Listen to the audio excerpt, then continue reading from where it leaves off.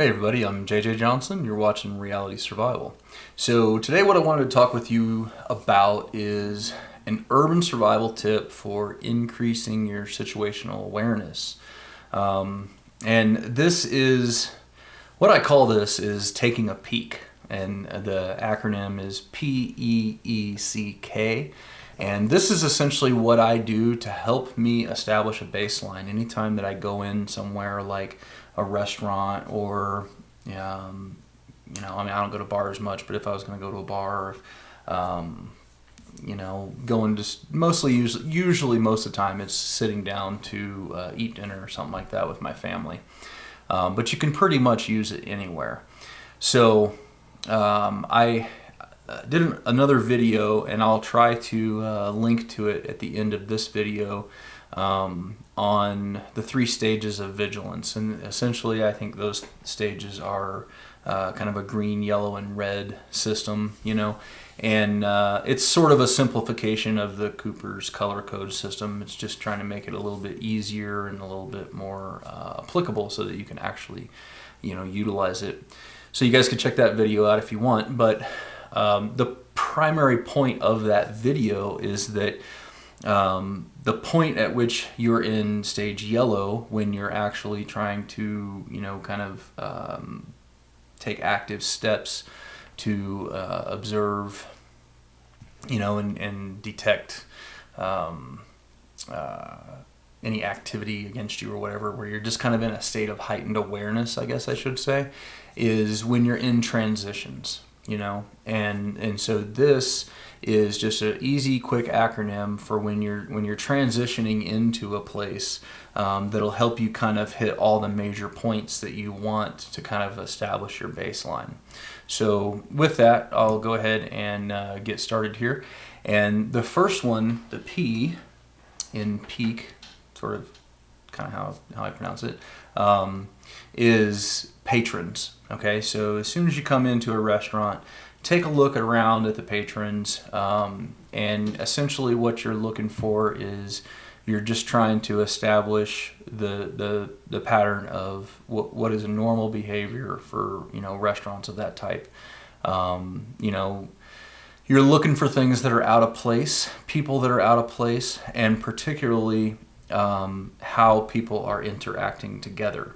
If there are people that look like they've been fighting, maybe they're red in the face, they've got red eyes, or somebody's been crying or something along those lines, then I'm going to make a mental note of that and pay a little bit more attention to them, while I'm sitting there having dinner and stuff. But I just kind of do just a quick scan, over the patrons, and just try to make sure that everything looks like it's going well, like it's a normal, situation at a restaurant. The next thing, E in peak, is the employees. Try to look at the employees, try to talk to them a little bit, try to, chat them up, see how their day's going, see if everything's fine,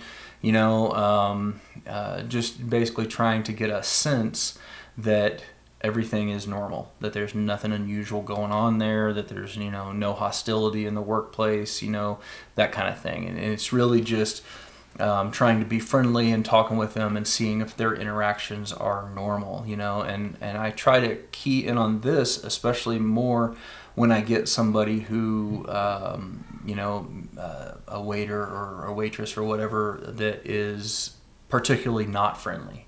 I might ask them, hey, are you having an okay day? How you doing? That kind of thing.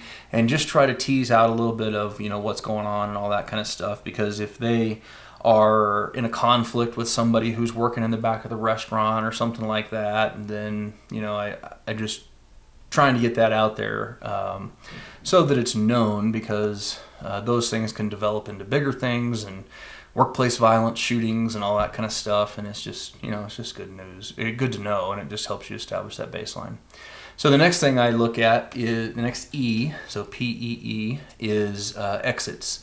I try to make note of where the exits are. I'll almost always go to the bathroom as well, see if I can see other avenues for exits, once I get to the table and get sat down and everything. And that also gives me another chance to kind of scan through the patrons and the employees and different things like that. But you always want to know where the exits are, not just the one that you came in, but hopefully also any side exits or back exits as well. The next thing is cover. If some random dude walks in and starts shooting, where is cover? You know, and a lot of times you might not have actual real cover. You may only have concealment. It just depends. But I also, you know, I try to make note of where there are good places to take cover or good places to get my family down, you know, or whatever the case may be. You know, if I was to engage the target and to get them down or whatever. I just want to know all those things so that I have at least a loose plan established in my head in case something goes bad quickly.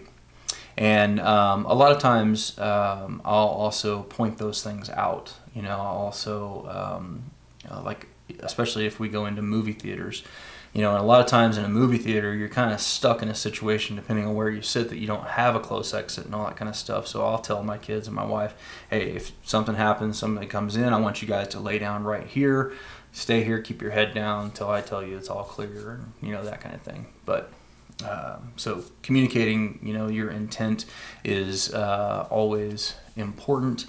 And so the next one, so we got PEEC. So that's patrons, employees, exits, and cover. And then the last one is killers. And so once I get to my seat, I basically try to, I take another look around at the patrons, and I try to establish who I think is the most likely person in the restaurant that could cause a problem, if there is anybody. At the same time, I kind of divide this into two sections. I also try to identify who I think is most likely to be able to help in a bad situation, you know, and that is a very subjective thing. It's just based on the feelings and the impressions that you get. It could also be, you know, applying stereotypes. Stereotypes exist for a reason. So I kind of look around and I'm kind of like, okay, you know, this guy could be trouble. I might look over here. I'm like, but that guy, he might, you know, help me out if a situation came up. He looks like, you know, he's a fairly tough guy, maybe former military or something, you know, whatever the case may be. And I do that just so that, you know, if a problem happens, if you need help or something like that, I would try to go to that person first if I could. So the other thing is just, you know, I routinely, and this isn't really have anything to do with taking a peek, this acronym, but I very routinely, if I don't like where they sit me or they have seated me, I will ask to move to a different place, because I prefer to be able to sit where I have a good view of the door and a good view of the people within the restaurant. If I know the restaurant and I've been there before, then I'll ask them, hey, do you mind if we sit back in the back corner over here or something like that? I've never had anybody give me any issues about that.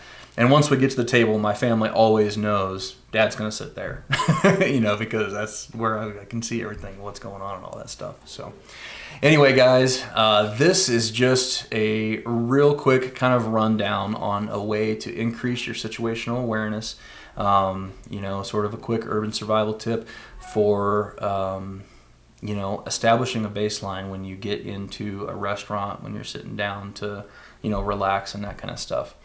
So I would be curious if you guys could tell me what you do in the comments below. What do you do to help increase your situational awareness and to establish your baseline, you know, whenever you go out somewhere or something like that? You know, let's start a conversation down there and see what we can all teach each other and learn from each other and all that kind of stuff. Anyway, guys, as always, I definitely appreciate it when you click the thumbs up button, when you share it with your friends on Facebook, Twitter, and Google+. If you are a subscriber, then thank you very much. I appreciate that. If you have not done so already, press the little bell button down there next to the subscribe button. That'll give you an email notification that will send you a notification anytime I upload a video or whatever. And I definitely appreciate that as well, because that helps to increase viewership and all that kind of stuff, because videos get lost in the feed pretty easily. And let's see here. As always, don't forget to live the 6 Ps. Proper prior preparation prevents poor performance. Stay safe, guys.